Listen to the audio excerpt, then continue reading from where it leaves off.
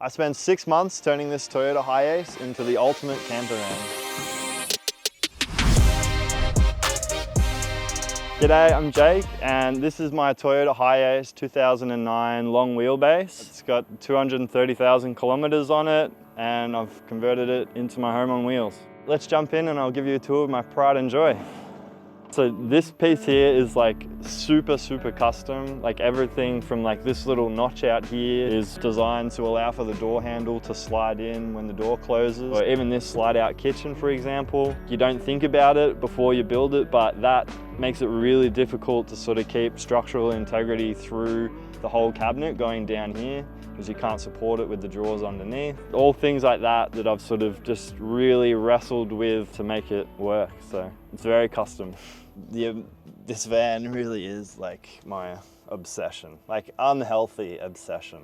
The amount of times like I talk about it, or the amount of time I spent designing it and thinking about it. Before I built it on a laptop in SketchUp, like a 3D design program. So I just taught myself how to use that program just so I could build this design to the millimeter in a 3D plan and make sure everything would work. And like that's sort of the level of planning and things that went into this.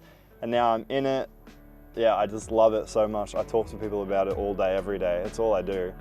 One of my favorite parts of this build, and it's like the difference from this and the last build that I did, is this little section down here, which is basically just access to water outside of your van. You can wash your feet, fill up your water bottle. I guess we can't do any more outside shots. Or clean turkey shit off your van.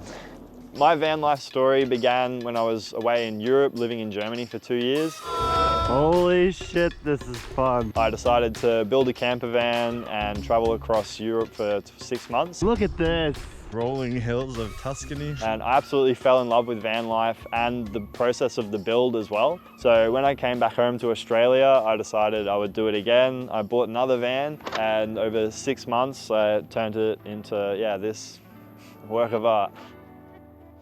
Moving inside, I'll just do like a bit of a tour through it all. One thing that's a bit obscure about my van is I've got like this empty open space here, which is counterintuitive because you want to use every bit of space as well as you can.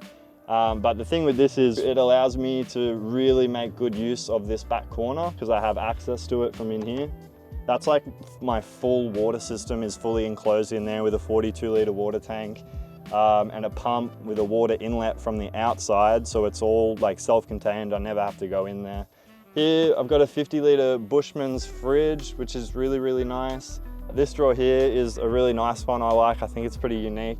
The long ways, like the top-down drawer, or the larder cupboard as I call it, because it's got room for taller bottles like wine or oil and stuff, which you sort of don't think about when you're doing a build originally.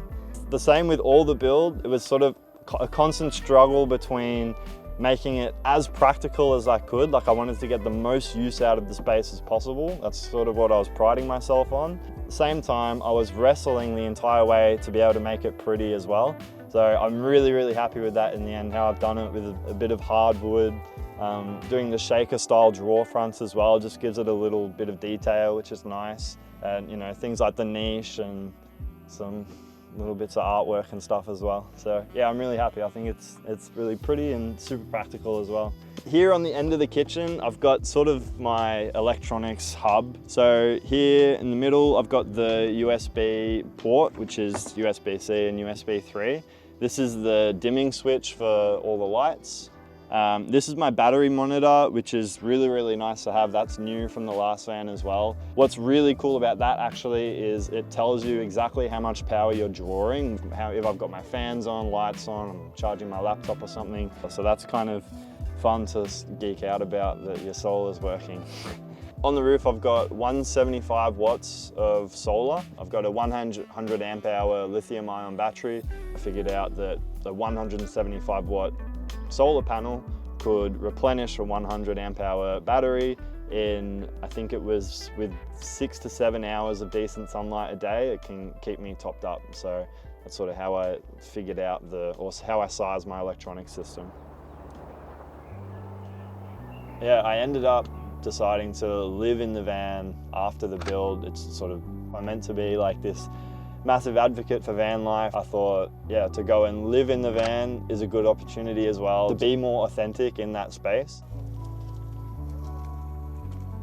It's not comfortable at first to be in the van. It's really quite daunting. Like the first time you close the door, it feels like the whole world is kind of just pressing in on you, no matter, like you can't get away from it. Like you go to your comfort space, but you're still in a car park with people outside. Like, so it's meant to be this really comfortable, like nice, sort of safe place. And then it didn't feel that way at first.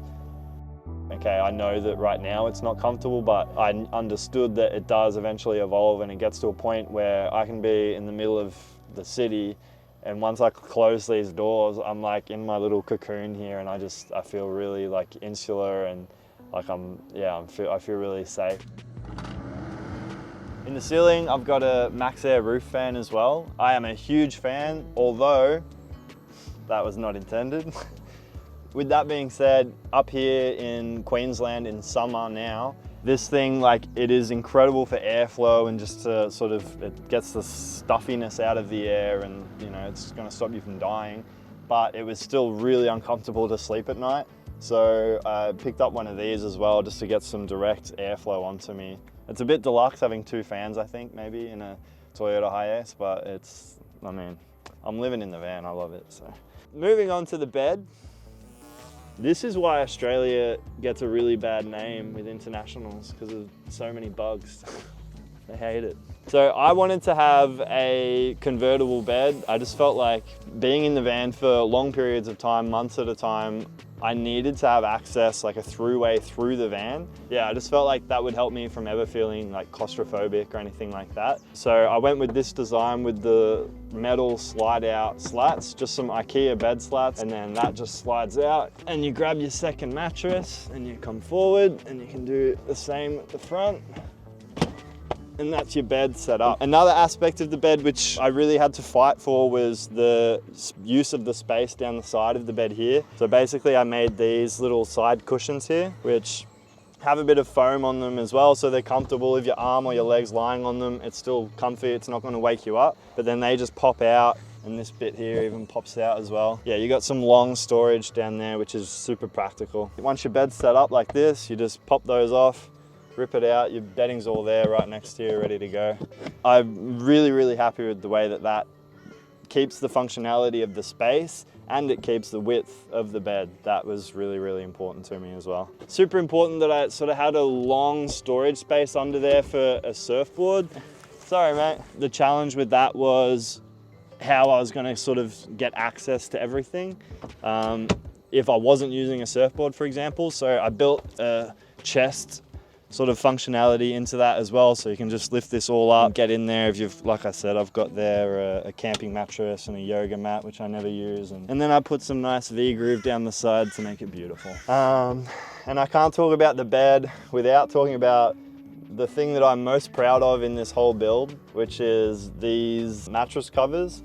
So I sewed these completely myself. I did everything in the van myself, but this is the thing that I'm most proud of. I did the zips, and yeah, that was definitely a new skill for me. So I love that, I'm really proud of them.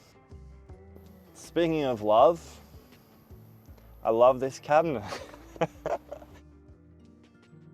Loneliness it's definitely the hardest thing, actually. Never lived in this area before, so I don't have like a, you know, group of friends that I grew up with or anything. So most afternoons I'll just feel this like pull to go and talk to people and meet people, because like at the end of the day, like I'm alone. So I think for me, because that is in my nature to always be around other people, that's almost a positive of being alone in the van, is it's forcing me to sort of, you know, figure out, it's really cliche, but learn about myself and figure out who I am, what I want, make my own decisions and things. So it's really good sort of developing that part of my character, I think. At least that's what I tell myself. It can be tough, but when it's tough, there's always positives to that as well.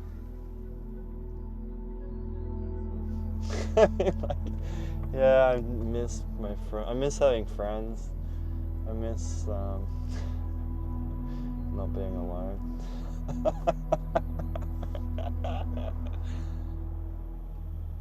Another massive design challenge for me with the build was sort of the main storage area. Sort of the constraints were, first of all, I had to have a rail on the side here for the bed to come and hook onto. So that was a must. And I knew I wanted to have this desk, table slash desk. Designing that in with the bed, like how far away, how high up, and that sort of dictated the rest of the cabinet around it. Other than that, I knew I wanted it to be full height because that's just better use of the space to get more storage. One of my favorite little bits of the van, which makes no sense at all, is this little cupboard right here. Which, well, actually it's gonna be dirty, but I'll show you anyway. It's my dirty laundry chute. At my grandparents' house, they used to have in their kitchen a little chute that you could put all your dirty laundry in and it would fly downstairs to the laundry. So for me, I think of that sometimes, that maybe that's why I love it so much, but I just love having this, chuck all my dirty clothes in there. But moving on to the clean clothes, I've just got basic sort of cupboard set up in there with my t-shirts, socks and undies in there, sort of miscellaneous stuff up there, board games and stuff mostly, in case I get some friends. You never know. On this side, just more of the same storage. Another kind of cool part about the build is this section here. You know, you see that online, so I think it looks really nice. But it's kind of just a good use of the space because I needed to keep this free, again, for this rail to support the bed. And I've got some storage for the shoes as well, which is another thing that often gets overlooked. Shoes are really hard to find places to store. The office space is really important in the build, actually. I think it takes this van for me from just being a weekender travel van to a home office kind of. You can travel in this and work and, you know, have a little space to sort of get some stuff done. So I really like that as well. Should we talk about just the pretty things? It doesn't come naturally to me to make things pretty, but I really did my best to sort of, make everything match and look as pretty as possible. And in the end, I'm really, really happy with how it turned out. As well as the plant up the front on the sliding door, I've got another little devil's ivy here, which is another live plant, which is really nice and honestly kind of a showstopper. Everybody sees it and they're like, oh my God, is that real? So then up in the corner here, I've also got the $2 Kmart fairy lights. I basically just got a little bit of rope from Bunnings and loosely wrapped that around there and made sure that they didn't heat up at all so it all didn't catch on fire. They're probably the best value for money in the whole van. Pretty things. I don't know if it's necessarily a pretty thing, but in my head I was thinking if somebody sees one aspect of the build that looks a bit rough and I haven't cared, then you tend to assume that the whole build was done in that way. So I was really, really anal about making sure all the details matter, and kind of what I'm most proud of, actually. After 6 months of obsessing over this van and just absolutely loving every part of the build. So now I'm working in a caravan company to be able to learn these skills and become better at that. My dream now is to start a business moving forward to where I can help build these for other people or help them to inspire and educate people to build their own. Oh man. I reckon that was good too. Yeah. You can go again if you want. I don't know what I would say different. There's something in here. What a cool camper van. Jake is actually so clever. If you have enjoyed this episode of VanEcho, you will love the next one. But be warned, it does get pretty emotional. This guy has lived a crazy, crazy life and he ended up hitting rock bottom. He now lives and sells coffee out of his camper van. Check out his story here. Don't forget to subscribe, like, comment. Cheers, guys.